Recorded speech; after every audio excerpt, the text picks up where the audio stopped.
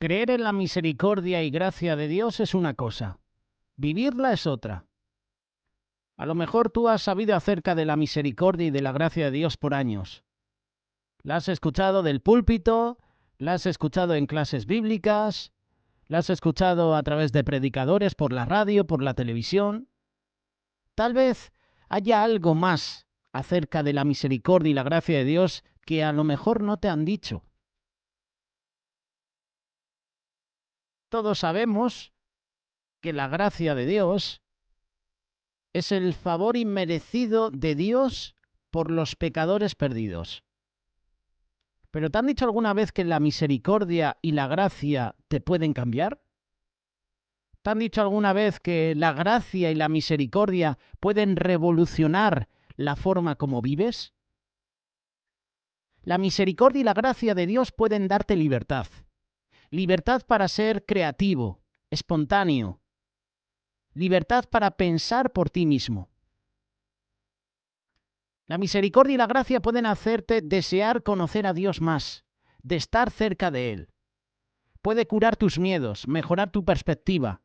Puede ayudarte a mirar la vida a través del prisma de la alegría, en vez del pesimismo, la tristeza que profesan hoy en día los medios de comunicación, por ejemplo. La misericordia y gracia pueden fortalecer tus relaciones, pueden darte la libertad de ser tú mismo. Te da la libertad a ti y a otros a ser ellos mismos, sin sentir esa necesidad de juzgar, controlar, manipular a otros. ¿Qué es lo que la misericordia significa? Según el diccionario, misericordia es compasión y paciencia. Es bondad o clemencia hacia otra persona. Es también la misericordia de Dios hacia el ser humano. Es un acto de su gracia divina. ¿Y qué es la gracia? La raíz de la palabra gracia es belleza. Es mostrar favor, caridad, bondad y misericordia. En el Nuevo Testamento, gracia significa el favor inmerecido de Dios.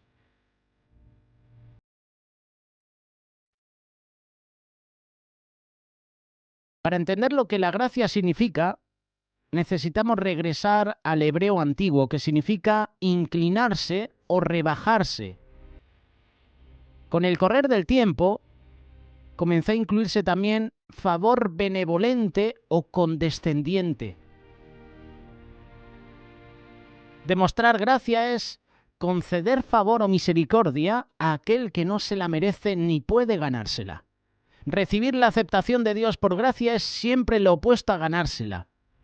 Cuando la Biblia habla de la misericordia y la gracia, hace tres declaraciones. Dios es misericordioso, es benevolente, Jesús es misericordioso, es benevolente, y el hombre debería ser misericordioso y benevolente. Vamos a empezar con la primera declaración. Dios es misericordioso. Efesios capítulo 2, versículos 4 y 5. Pero Dios, que es rico en misericordia, por su gran amor con que nos amó, aun estando nosotros muertos en pecados, nos dio vida juntamente con Cristo, por gracia, continúa, sois salvos. Pero Dios, que es rico en misericordia, por su gran amor por nosotros. Tanto en el Antiguo como en el Nuevo Testamento, proclaman la misericordia y la gracia de Dios. Y tenemos que dejar esta idea errónea de que la justicia y el juicio pertenecen al Dios del Antiguo Testamento, mientras que la misericordia y la gracia pertenecen al Dios de la Iglesia. No hay diferencia entre el Antiguo Testamento y el Nuevo. Un solo Dios habla en los dos testamentos y lo que Él habla está de acuerdo con lo que Él es. La misericordia y la gracia de Dios no son cualidades temporales, son atributos de su ser eterno. La misericordia y la gracia no tienen comienzo ni fin, son para siempre. En Dios la misericordia y la gracia son una, pero conforme nos llega a nosotros, son vistas como dos. Son relacionadas, pero no idénticas. Son como dos lados de la misma moneda. La misericordia es la bondad de Dios confrontando nuestro pecado, nuestra culpa, y la gracia es la bondad de Dios dirigida hacia nuestra deuda, a nuestra falta de mérito. Es por su gracia que Dios aplica mérito donde no lo había. Declara que ya no hay deuda donde antes la había. En su misericordia y gracia, Dios nos bendice, aun cuando no lo merecemos, aun cuando los pecados nos separan de Él. Si tú analizas la palabra de Dios, está llena de ejemplos de la misericordia y la gracia.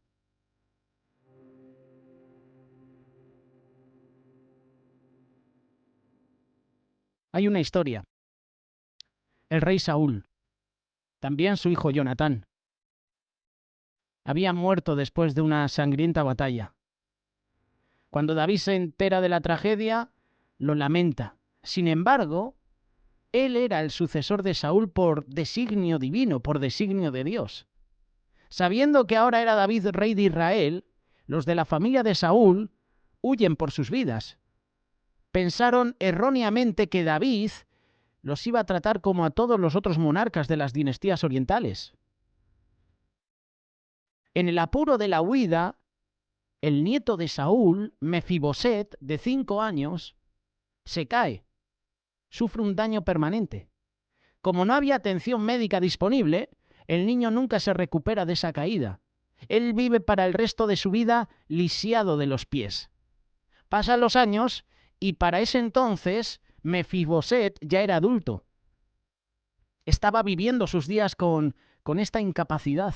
Mientras tanto, David no solo había tomado el trono, sino que se había ganado el corazón de la gente.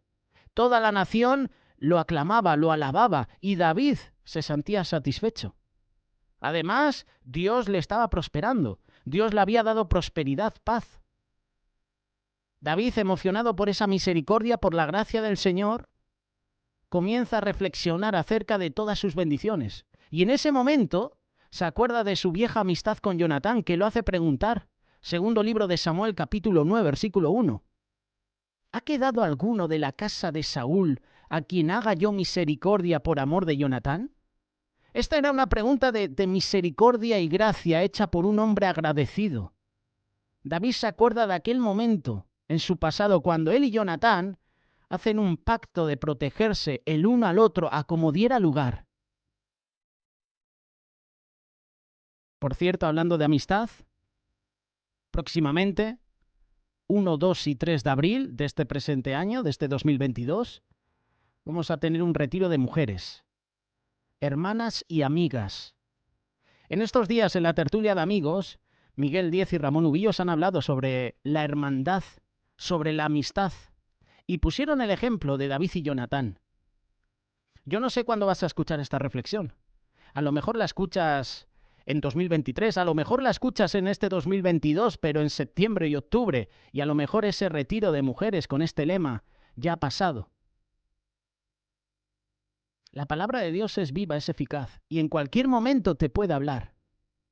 Había una amistad íntima entre David y Jonatán. David, recordando aquella promesa, busca la forma de cumplirla. Y me gusta la pregunta que hace David. ¿Hay alguien que se lo merece? ¿Ha quedado alguno de la casa de Saúl a quien haga yo misericordia por amor de Jonatán? ¿Hay alguien que se lo merece? ¿Hay alguien que califica? ¿Hay alguien lo suficientemente inteligente para usarlo en asuntos de gobierno? ¿Hay alguien en buen estado físico para ponerlo en mi ejército? No. No eran preguntas que se estaban haciendo David. David simplemente pregunta, ¿hay alguien? Es un deseo incondicional. Es una pregunta que desprende misericordia, gracia. Y continuando con este segundo libro de Samuel, capítulo 9, mira lo que dice el versículo 2. Había un siervo de la casa de Saúl que se llamaba Siba, al cual llamaron para que viniese a David, y el rey le dijo, ¿eres tú Siba? Y él respondió, tu siervo. El rey le dijo, ¿no ha quedado nadie de la casa de Saúl a quien haga yo misericordia de Dios? Y Siba respondió al rey, aún ha quedado un hijo de Jonatán, lisiado de los pies. Entonces el rey le preguntó, ¿dónde está? Siba respondió, he aquí, está en casa de Maquir, hijo de Amiel, en Lodebar. Como te hemos compartido en alguna ocasión, Lodebar era un lugar desolado, estéril. Había solo rocas, arena. Lodebar debe haber sido un lugar terrible para vivir. ¿Por qué vivía Mefiboset en Lodebar, en un lugar tan desolado? Mefiboset vivía ahí porque temía al rey. Había un miedo en su interior, miedo a que David le matara. Escucha la respuesta de David a Ziba cuando se entera que Mefiboset era lisiado. En vez de decir, ¿cuán lisiado está este hombre? ¡Ay, qué pena me da! David contesta, ¿dónde está? Tráiganlo. Eso es misericordia. Eso es gracia. Así es como Mefiboset es traído delante de David. Y me imagino que este lisiado estaría muerto de miedo al llegar al palacio del rey en Jerusalén, pensando que a lo mejor David, el rey, lo iba a matar. La señal de la vida de Mefiboset era anonimato. Nadie le conocía, nadie se preocupaba por él.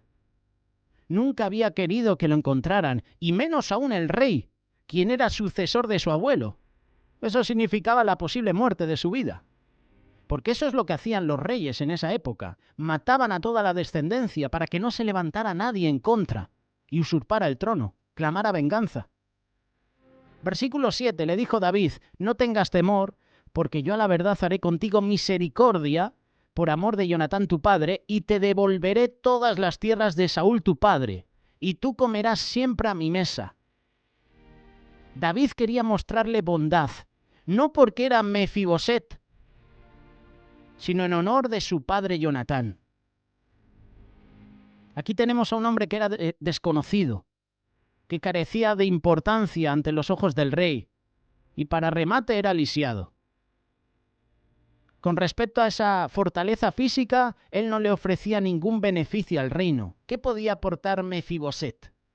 Al ejército nada. Ser a lo mejor consejero, muy difícil. En cuanto a su atractivo personal, la Biblia no menciona nada, pero podría ser un cero total. Sin embargo, David se inclina, se agacha para ofrecerle gracia. A causa de la amistad que David había tenido con su amigo Jonatán, el rey iba a darle a Mefiboset todos los privilegios, todos los beneficios que él le hubiera dado a su propio hijo. Y a partir de aquel día Mefiboset se sentaría a la mesa del rey. Eso es gracia, eso es misericordia.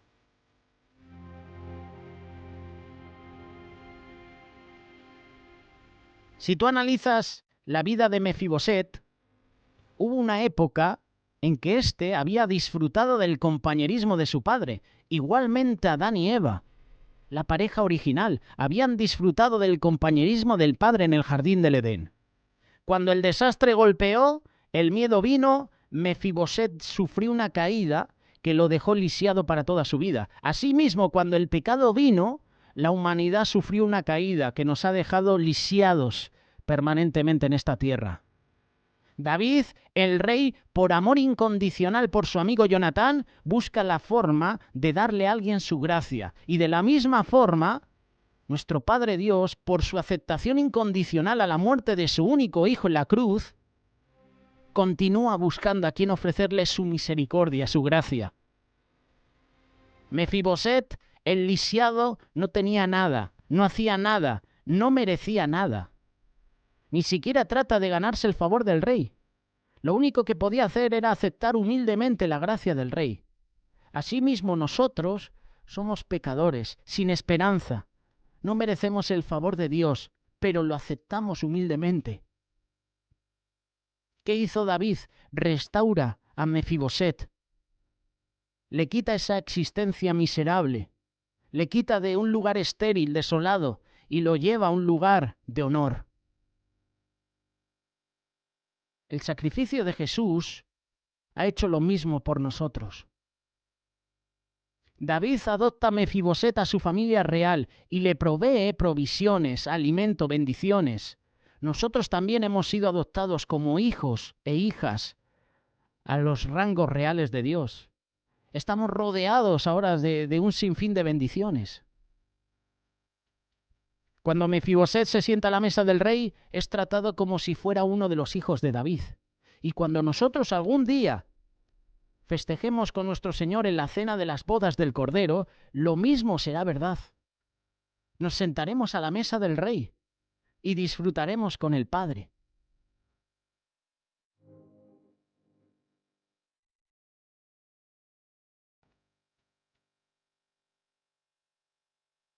Jesús es misericordioso, es benevolente. Hebreos capítulo 2, verso 17. Por lo cual debía ser en todo semejante a sus hermanos, para venir a ser misericordioso y fiel sumo sacerdote, en lo que a Dios se refiere, para expiar los pecados del pueblo. Pues en cuanto él mismo padeció siendo tentado, es poderoso para socorrer a los que son tentados. Para poder entender que Jesús puede ser tan misericordioso y benevolente como el mismo Dios, te invito a que leas Colosenses capítulo 1, verso 15. Jesús es la imagen del Dios invisible. Hebreos capítulo 1, verso 3 dice, Jesús es el resplandor de su gloria y la imagen misma de su sustancia. En el Evangelio de Juan capítulo 14, verso 8, Felipe le pregunta a Jesús, Señor, muéstranos al Padre, y nos basta. Entonces Jesús les contesta, ¿tanto tiempo hace que estoy con vosotros y no me has conocido, Felipe? El que me ha visto a mí, ha visto al Padre. Vemos que Dios se hizo hombre sin dejar de ser Dios. Lo humano y lo divino se unieron en uno, y Dios es como Jesús. Lo que Dios es, Jesús es. Lo que Dios hace, Jesús hace. Lo que Dios dice, Jesús dice. No hay ninguna diferencia entre Dios en el cielo y Jesús en la tierra. Dios es misericordioso, es benevolente, y Jesús también lo es. Por 33 años, Jesús vivió en este planeta como hombre habitado por Dios. Pedro resume su impresión en los 3 años y medio que pasó con Jesús en Hechos capítulo 10, verso 38. Jesús anduvo haciendo el bien. Eso es lo que dice Pedro. Era misericordioso, era benevolente. ¿Te acuerdas de la mujer adúltera? En los evangelios vemos a Jesús de pie al lado de esta mujer sorprendida en el acto mismo de adulterio. Que curiosamente, yo siempre lo he dicho, fíjate cómo era el complot, fíjate la manipulación que estaban haciendo, que la mujer fue sorprendida en el acto de adulterio, pero solo llevan a la mujer. ¿Dónde estaba el hombre? Si la mujer es sorprendida en el mismo acto de adulterio, es que había otra persona. ¿Por qué no llevaron al hombre? ¿Por qué solo llevaron a la mujer? ¿Te has hecho alguna vez esa pregunta? Y uno puede pensar, uno puede suponer que a lo mejor el hombre que estaba con esa mujer, quién sabe, a lo mejor pertenecía a ese grupo del Sanedrín, a ese grupo de fariseos o saduceos. No lo sabemos. Uno se lo puede imaginar. ¿Por qué no llevan al hombre si ha sido sorprendido en adulterio con la mujer? ¿Te acuerdas, no?, de esta mujer adúltera. Vemos a Jesús al lado de esta mujer y la ley claramente estipulaba apedrearla. Los hombres que lo encontraron demandaban lo mismo. Sin embargo, Jesús le dice a esos fariseos, a esos santurrones, como se les suele decir hoy, Juan capítulo 8, verso 7, aquel de ustedes que esté libre de pecado, que tire la primera piedra. ¿Sabes qué es eso? Eso es gracia. Bajo la ley, ellos tenían todo el derecho de enterrar a esta mujer bajo el peso de las piedras en sus manos. Ellos estaban listos, pero Jesús interviene mostrando misericordia, gracia. Cuando Jesús contaba historias, el tema favorito era la gracia. Él usaba un estilo benevolente, misericordioso en su trato con los niños. Él habla del hijo pródigo con misericordia. Aún desde la cruz, Jesús se niega a ponerse furioso con sus enemigos. ¿Recuerdas la oración? Padre, perdónalos, porque no saben lo que hacen. Eso es gracia, eso es misericordia. La misericordia de Jesús era increíble. Su gracia era asombrosa. Jesús fue misericordioso, fue benevolente hasta con el pobre leproso, quien se le acercó en toda su necesidad. Una lepra incurable, una lepra que terminaba en la muerte. Hoy en día, esa lepra puede ser el SIDA, puede ser otra enfermedad.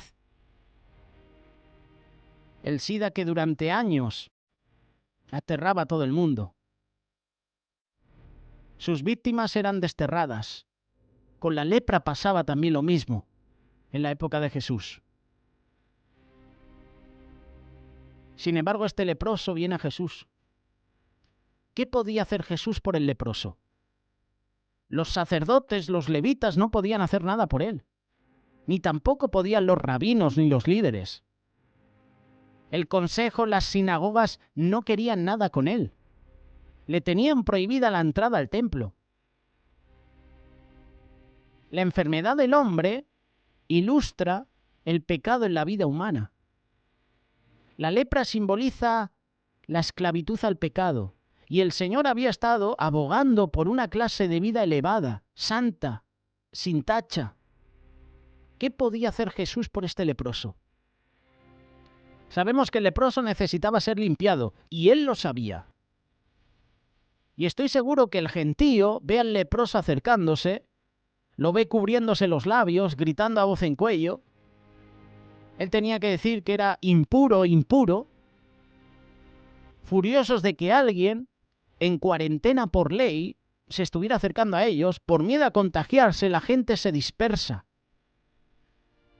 La gente abandona el lugar, deja un gran espacio a través del cual este leproso entra a la presencia de Jesús.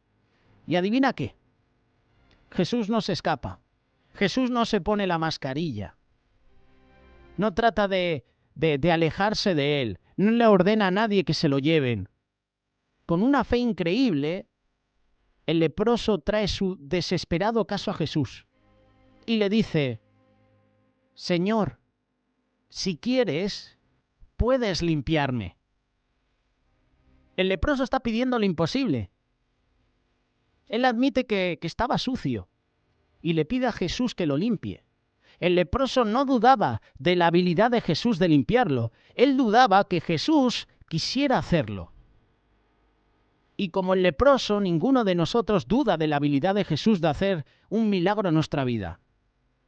Pero pienso que todos nosotros en algún momento hemos dudado que Jesús lo quiera hacer. ¿Has pensado eso alguna vez? Jesús puede sanar tu vida. Jesús puede sanar tu enfermedad. Jesús puede sanar tu matrimonio. Si quieres, tú puedes salvar a mi hija. Señor, si quieres, tú puedes quitarme este vicio. Puedes liberarme de esta esclavitud. Si quieres, puedes lidiar con mi lepra, con mi pecado. Sabemos que Él puede hacerlo, pero nos preguntamos si lo hará. El leproso tiene la valentía, la tenacidad, la audacia de acercarse a Jesús sin importar lo que digan las demás personas.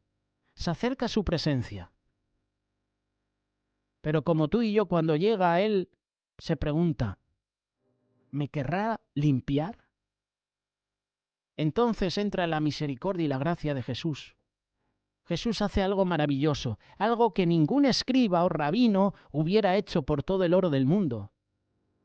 ¿Qué hace Jesús? Toca al leproso. Ningún hombre o mujer o niño había tocado a este hombre. ¿Sabe Dios desde hace cuánto tiempo alguien había tocado a este leproso? Si el leproso se acercaba mucho, la gente le hubiera tirado piedras, pero en un acto de tremenda compasión Jesús lo toca. Y esta es una demostración de la misericordia increíble, de la gracia asombrosa de Jesús.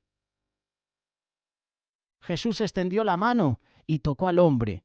Sí quiero, le dijo, queda limpio.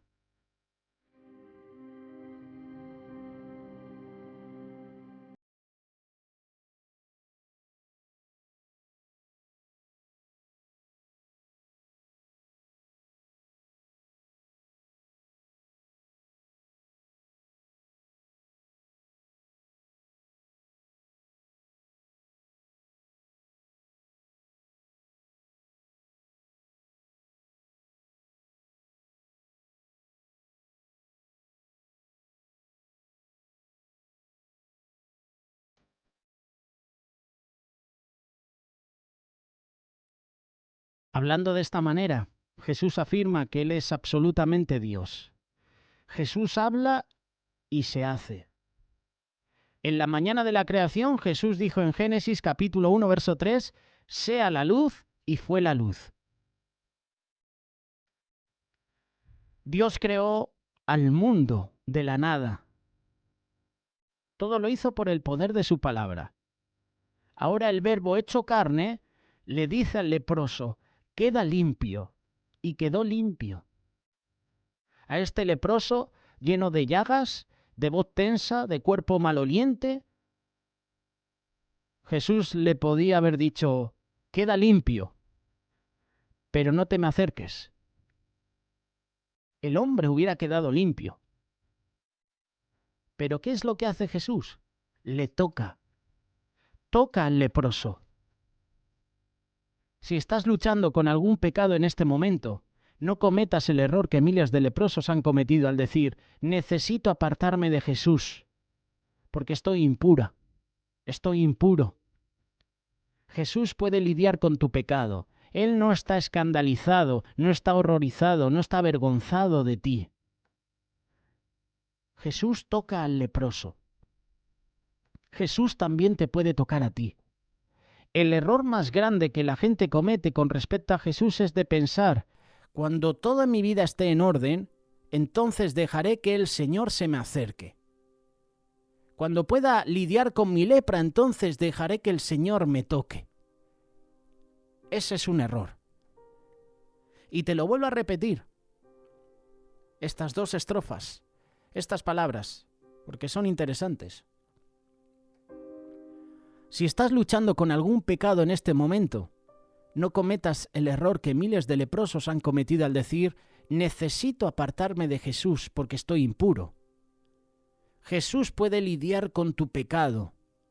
Él no se va a escandalizar, no se va a horrorizar, no se va a avergonzar de él, no se va a avergonzar, no se va a horrorizar, no se va a escandalizar de ti. ¿Jesús qué hace? Toca al leproso. Jesús quiere tocarte. La mujer de flujo de sangre se acerca a Jesús y toca el borde de su manto. Le dio igual lo que pensara la gente. La intención de esta mujer era tocar a Jesús, porque sabía que Jesús iba a sanarla. Esta mujer tenía tanta fe que dijo, si tan solo tocar ese manto, el borde de su manto, seré sana. Eso es fe. Y Jesús, que sabe todo, podía haberse negado. Jesús toca al leproso. Él también te puede tocar a ti. El error más grande que la gente comete con respecto a Jesús de pensar, cuando toda mi vida esté en orden, entonces dejaré que el Señor se me acerque. Cuando pueda lidiar con esta lepra, con este pecado, entonces dejaré que el Señor me toque. Nunca podrás tener todo en orden hasta que el Señor no te toque. Si estás vacilando en tu fe, si estás luchando con el pecado, si estás atrapado o atrapada en carnalidad, Jesús puede tocarte. Aquí entra la gracia y la misericordia de Jesús.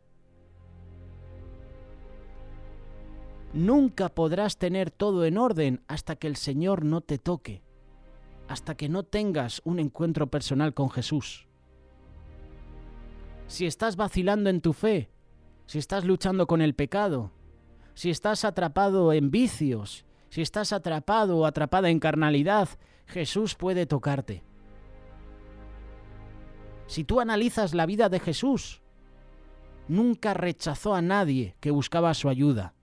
Él nunca dijo, lo siento, pero no tengo tiempo, mi agenda está completa, ven mañana. No, Jesús no rechazó a nadie. Jesús no dijo, estoy muy ocupado con mi ministerio, estoy muy ocupado con mi trabajo. En todo momento Jesús trataba a la gente de forma misericordiosa, benevolente.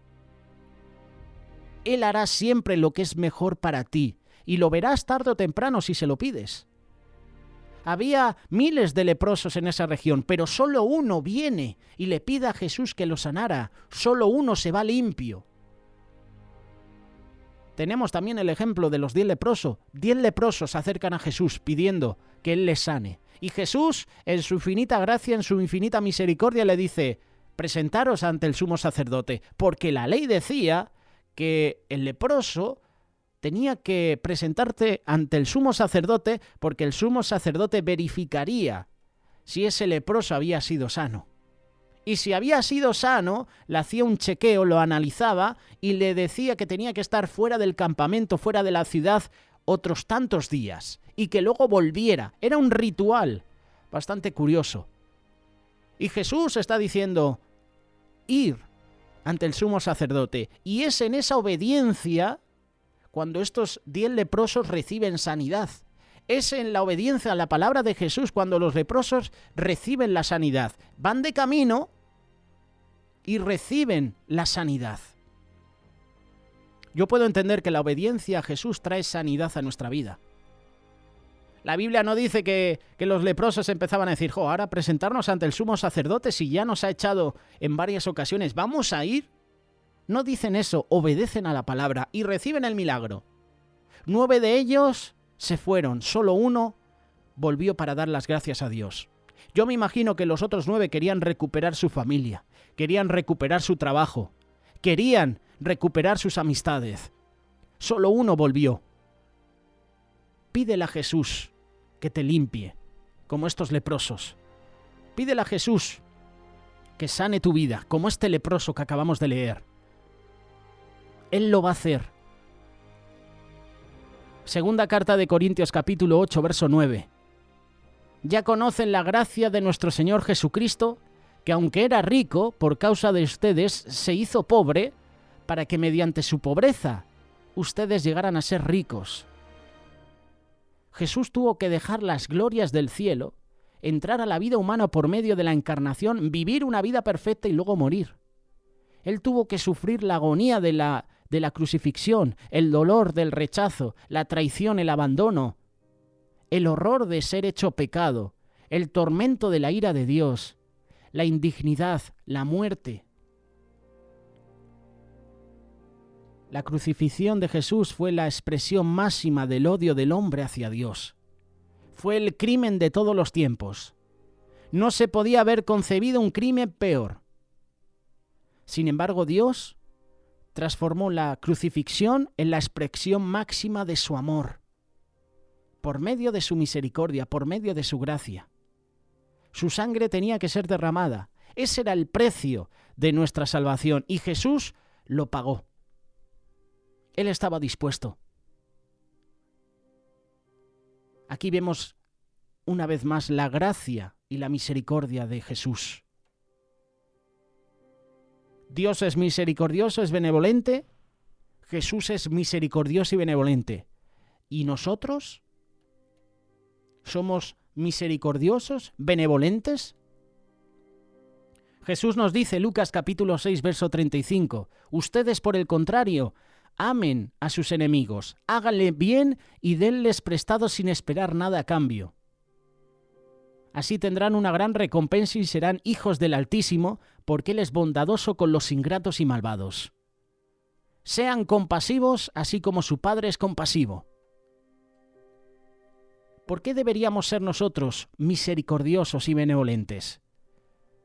La respuesta es porque esto nos hace ser como Dios. Porque es así como Él actúa. Dios manda su lluvia al justo y al injusto. Él es bondadoso tanto con la persona que le trae gozo como con la persona que lastima su corazón. El amor de Dios abraza tanto al santo como al pecador. Es esta clase de amor que tenemos que imitar. Si somos realmente hijas de Dios, si somos realmente hijos de Dios, nosotros también debemos desear el máximo bienestar para nuestro enemigo. Jesús es nuestro modelo. Él es nuestro estándar. Jesús usa a Dios como ejemplo. Sé compasivo así como tu Padre es compasivo. Porque Él es bondadoso con los ingratos y malvados. Dios bendice a aquellos que no se lo merecen. Su misericordia, su gracia es derramada sobre todos. Y a lo mejor tú dirás, ¿amar a mis enemigos? Imposible, no puedo hacerlo. Es imposible, claro que sí. Pero Dios quiere hacer lo sobrenatural dentro de nosotros para que podamos exhibir su amor. Debemos ser misericordiosos, benevolentes, tal como nuestro Padre y nuestro Señor Jesucristo lo son. Hoy en día lo estamos viendo en televisión. La misericordia que están teniendo muchas personas con los refugiados ucranianos. Vemos como la ONG Remar, por ejemplo, abre sus puertas a miles de familias que han abandonado su país, han abandonado Ucrania y no tienen nada. Y la ONG Remar les está acogiendo. Eso es misericordia. El Señor tiene misericordia de nosotros y nosotros también tenemos misericordia de los demás. Por la gracia de Dios podemos hacer estas cosas.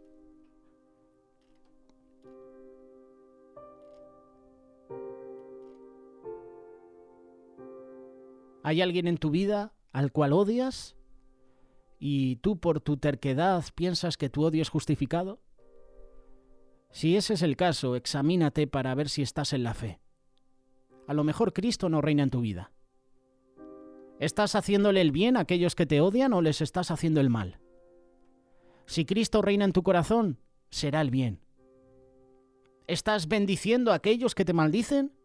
Si no lo estás haciendo, Cristo a lo mejor no está en el trono de tu corazón. ¿Estás orando por aquellos que te maltratan? Si es así, estás actuando como Jesús. Eres misericordioso, eres benevolente. Eres como tu Padre en el cielo. Solo podemos amar a nuestros enemigos por el poder del Espíritu Santo. Y esta es una vida absolutamente sobrenatural. La pregunta es, ¿estamos dispuestos a vivir esta clase de vida? ¿Estás dispuesto a mostrar misericordia, a ser benevolente con las personas necesitadas? ¿Estás dispuesto a mostrar tu misericordia con tu enemigo, con esa persona con la que no te llevas bien? ¿Estás dispuesto a ayudar a personas que a lo mejor no merecen tu ayuda? ¿Personas que a lo mejor te han tratado mal, que han sido injustos contigo? ¿Estás mostrando misericordia? Porque de eso estamos hablando hoy. Misericordia, gracia. Y Jesús es el ejemplo a seguir. Jesús dijo, aprended de mí que soy manso y humilde de corazón. David también es otro ejemplo a seguir. ¿Hay alguien al que pueda hacer misericordia? Eso decía David. Y se encontró con Mefiboset, hijo de Jonatán, familiar de Saúl. David mostró misericordia. Jesús cada día muestra misericordia. ¿Y nosotros con nuestro prójimo vamos a mostrar esa misericordia? La respuesta depende de nosotros.